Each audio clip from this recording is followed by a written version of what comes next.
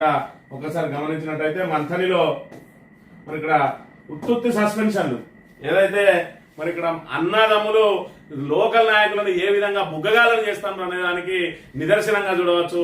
ఈ మరి నిన్న జరిగిన సంఘటన ఏదైతే ఉన్నదో దాన్ని బట్టి మరి ఇక్కడ రామగిరి మండలానికి సంబంధించి ఒక నాయకుడు ఒక మహిళా నాయకురాల్ని దూషించి దాంతో పాటు మరి ఇక్కడ పెద్ద నాయకుని అని చెప్పి చెప్పుకుంటున్నటువంటి ఆ నాయకుని కూడా నానా బండబూతులు తిట్టిండు.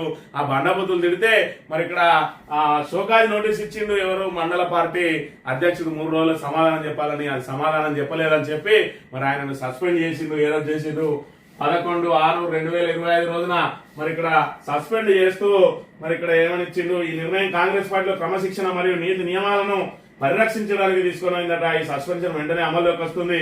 ఈ రోజు నుండి మీరు పార్టీ కార్యక్రమాల్లో పాల్గొనరాదు మరియు కాంగ్రెస్ పార్టీకి సంబంధించిన ఎటువంటి అధికారిక కార్యకలాపాల్లో భాగస్వామ్యం కావడానికి అర్హులు కాదని చెప్పి రొడ్డబాబు అధ్యక్షులు రామగిరి మండల కాంగ్రెస్ పార్టీ మరి ఇక్కడ వీళ్ళు ఈయనకు అధిష్టానం ఆదేశాల మేరకే నేను సస్పెండ్ చేసిన అంటా ఉన్నాడు. మరి ఈయనకు అధిష్టానం ఎవరా అని అంటే మరి ఇక్కడ ఇదే మండలంలో నివాసం ఉంటాడు అదే పెద్ద నాయకుడు, ఆయననే ఈయన అధిష్టానం అనుకుంటా ఉన్నాడు. కానీ అసలు అధిష్టానం ఒకటి ఉన్నదని చెప్పి ఆయనకు తెలియదు పాపం.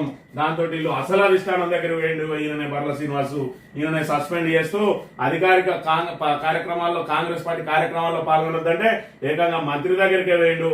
మంత్రి దగ్గరికి పోయి మంత్రి శ్రీధర్బాబు సార్ను కలిసిన రామగిరి మండల కాంగ్రెస్ పార్టీ నేతలట జయశంకర్ భూపాలపల్లి జిల్లా కేంద్రంలో మంత్రి శ్రీధర్బాబు సార్ గారిని నేడు మంగళవారం రామగిరి మండల కాంగ్రెస్ పార్టీ నేతలు కలిశారు. క్రమశిక్షణతో పార్టీకి పనిచేస్తూ ప్రభుత్వ సంక్షేమ పథకాలను ప్రజల్లోకి తీసుకెళ్లాలని శ్రీధర్బాబు సారు ఇక్కడ ఈయనకు సూచించిందట.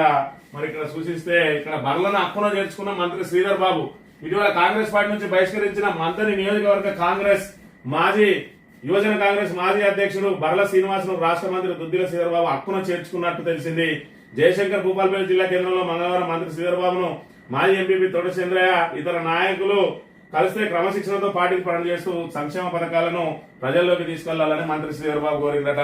ఇక్కడ అన్నదమ్ములు ఇద్దరు కూడా మరి ఇక్కడ కాంగ్రెస్ కు సంబంధించి మరి ఎవరైతే కింది స్థాయి నాయకులు ఉన్నారో వాళ్ళని బుగ్గగాలని చేస్తాడని చెప్పి ఈ సంఘటన నిదర్శనంగా పేర్కొనవచ్చు. ఒకవైపు అధిష్టానం ఆదేశాల మేరకు సస్పెండ్ చేస్తానని చెప్పి మండల పార్టీ అధ్యక్షుడు చెప్పిండు. మరి నాకు అధిష్టానం అంటే మరి ఇక్కడ నియోజకవర్గానికి ఇన్ఛార్జ్ గాని లేదంటే ఎమ్మెల్యే గాని ప్రస్తుతం మంత్రిగా ఉన్నటువంటి శ్రీధర్ బాబు అధిష్టానమా లేదంటే ఆయన తమ్ముడు ఏదైతే రెండో వర్గంగా ఉన్నదో మరి ఇక్కడ శ్రీధర్ బాబు ఆయన అధిష్టానమా ఎవరి అధిష్టానం ఆదేశాల మేరకు సస్పెండ్ చేసిండు. మరి ఇక్కడ మంత్రి ఏ విధంగా హక్కున చేర్చుకున్నాడు అని అంటే మంత్రి నియోజకవర్గంలో ఏం జరుగుతుందంటే అన్నదమ్ములు ఇద్దరు కూడా ఇటువంటి నాయకులను బుగ్గగాలం చేస్తున్నారు. ఒకరికొకరు లొల్లి పెట్టుకుంటే ఇటు వర్గాన్ని ఒక నాయకుడు ఇటు వర్గాన్ని ఒక నాయకుడు మెయింటైన్ చేస్తా ఉంటాడు. ఈయన వర్గంగా చెలామణి ఈయన వర్గంగా చెలామణైతాడు.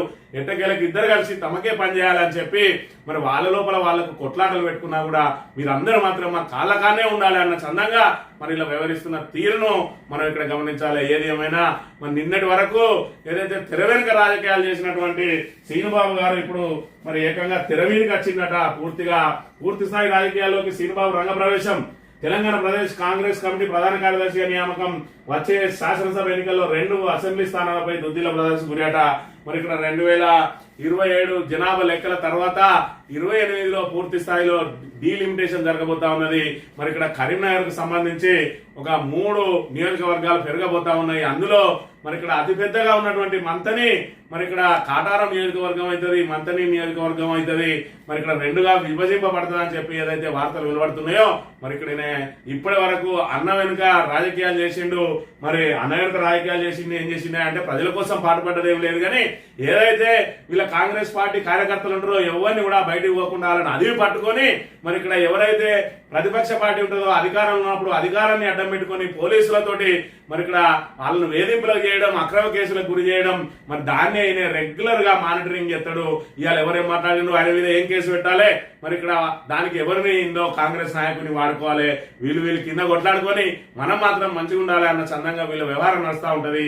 దాంతో మరి తెలియక ఈ కాంగ్రెస్ బుగ్గ నాయకులు ఏమనుకుంటారంటే నాది శ్రీనిబాబు వర్గం నాది శ్రీధర్ బాబు వర్గం అని 2 వేరు వర్గాలుగా ఇవి చేస్తా ఉంటే వీళ్ళ లోపల వీళ్ళ కొట్లాడ పెట్టించి అన్నదమ్ములు మాత్రం ఇద్దరు మరి వేడుక చూస్తున్న పరిస్థితిని అయితే మనం చూడాలి. దాంతో పాటు ఈయన ప్రత్యక్ష రాజకీయాల్లోకి వచ్చినట ఇప్పుడు మాత్రం నిజమైన వర్గాలు ఏర్పడబోతా ఉన్నాయి. ఎందుకంటే ఇక్కడ మంత్రి ఒక నియోజకవర్గం కారారం ఒక నియోజకవర్గం అయితే మరి ఇప్పుడు ఏ ఏరియా ఇళ్ళకి వస్తుంది, ఏ ఏరియా జనరల్ అవుతుంది, లేకపోతే 2 జనరల్ అవుతాయా, లేకపోతే ఒకటి ఎస్సీ ఒకటి జనరల్ అవుతుందా, లేదంటే ఒకటి ఎస్సీ ఒకటి మహిళ అవుతుందా, లేదంటే ఒకటి జనరల్ మహిళ అవుతుందా అనేది తెలియకున్నాయి కాబట్టి ఇప్పుడు ఎవరు ఏ నాయకుడు ఎటు పోతాడు, ఇద్దరు అయితే పోటీ చేయడానికి సిద్ధంగా ఉన్నామని చెప్పి మరి ఆయన డిసిసి ప్రధాన కార్యదర్శి పదవి తీసుకోవడానికి బట్టి తెలుస్తా ఉన్నది. దాంతో మరి నిజమైన వర్గ విభేదాలు ఇప్పుడు ప్రారంభం కాబోతా ఉన్నాయి. ఇప్పుడు శ్రీనుబాబు మరి మిగతా వాళ్ళందరి మీద నేను మరి గుత్తాధిపత్యం సాధించాలని కూడా ప్రయత్నం చేస్తూ ఉంటాడు. మరోవైపు అందుబాటులో ఉండేది శ్రీనుబాబే కాబట్టి మరి శ్రీనుబాబు వైపే ఎక్కువ మొగ్గు చూపుతా ఉన్న పరిస్థితిని కూడా చూడాలి. ఏది ఏమైనా కూడా కాంగ్రెస్ నాయకులు మరి ఇక్కడ రామగిరి మండలంలో జరిగిన సంఘటనను చూసుకున్నట్టయితే మరి ఇక్కడ సస్పెన్షన్ వీలు చేస్తే ఆయన అక్కున చేర్చుకున్నాడు అంటే కనీసం మరి ఈయన ద్వారా ప్రకటన కూడా ఇప్పించకుండా ఇద్దరిని పిలిచి మాట్లాడకుండా మరి నువ్వు సస్పెండ్ చేయని చెప్పి ఈయనకి చెప్పి నీకేం కాదు నేనున్నా అని చెప్పి చెప్పడాన్ని బట్టి చూస్తా ఉంటే ఏ విధంగా మరి ఇక్కడ కాంగ్రెస్ నాయకులను బుగగాలం చేస్తా ఉన్నారు అన్నదమ్ములు అనే విషయాన్ని మరి ఇక్కడ కాంగ్రెస్ నాయకులకు వాళ్ళకి ఎప్పటికి కూడా అర్థం కాదు. ఎందుకంటే వాళ్ళు బానిసత్వం అయిపోయి ఉన్నారు. మరో కట్టప్పలు మంత్రి కాంగ్రెస్ నాయకులు అంటే మరి కట్టప్పలు కట్టు బానిసలు. మరి ఇక్కడ ఏదైతే వాళ్ళ గురించి మాట్లాడినా కూడా వాళ్ళు మా గురించి ఏం మాట్లాడాల్సిన అవసరం లేదు, మేము మా సార్ కాళ్ళకానే పడి ఉంటామని చెప్పి ఉల్టా బీసీ నాయకులు విని ఎదురుదాడి చేసే అంత గొప్ప మనస్తత్వం కలిగిన కట్టప్పలు వాళ్ళు కాబట్టి వాళ్ళకి ఎంత చెప్పినా అర్థం కాదు. కానీ మరి ఇక్కడ జరిగిన పరిణామాలను చూస్తే మాత్రం ఏదైతే మంత్రి నియోజకవర్గ ప్రజలకు మాత్రం అర్థమవుతుంది. ఈయన కోలేటి మారుతి ఈయన కూడా మొన్నటి రోజున పుట్ట మధుకర్ గారు ప్రెస్ మీట్ లో ఈయన పేరును ప్రస్తావించడం జరిగింది. మరి కోలేటి మారుతి కుటుంబం ఏదైతే కోలేటి నాగభూషణం దగ్గర నుంచి మీకు మరి ఇక్కడ సపర్యలు చేస్తా వస్తున్నారు, మిమ్మల్ని భుజాల మీద మోసుకుంటూ వస్తా ఉన్నారు.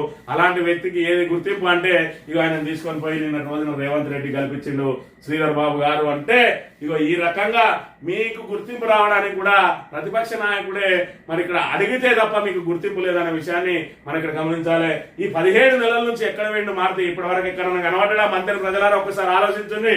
పుట్ట మధుకర్ గారు చెప్పంగానే ఆయన పేరు ప్రస్తావించగానే ఇవాళ ఏదైతే మరి ఇక్కడ ఏదైతే మండుతున్న మంట మీద నీళ్లు చల్లినట్టు వాళ్ళని ఒక్కసారి అక్రమం చేసుకునే విధంగా తీసుకుపోయి ఒక్కసారి ముఖ్యమంత్రిని కల్పించి నెత్తి మీద చేయి పెట్టి గత మల్ల 3 ఏళ్ళు రాక నువ్వు గంగలవా అని చెప్పే పరిస్థితి జరుగుతా ఉన్నది. ఏదేమైనా ఇలా ముఖ్యమంత్రిని కలిసే వరకు శ్రీధర్ బాబు తీసుకెళ్లి కోలేటి మారుతిని 17-18 నెలల నుంచి ఇప్పటి వరకు ఆయన ముఖం కూడా కనవలేదు. ఇవాళ ఇక్కడ ఏకంగా ముఖ్యమంత్రి కనబడ్డాడు అని అంటే మరి ఏదైతే పుట్ట మధుకర్ గారు చెప్పింది వాస్తవమా కాదా అనే విషయాన్ని కూడా ఒక్కసారి మంత్రి ప్రజలు బేరీజ్ వేసుకోవాలి.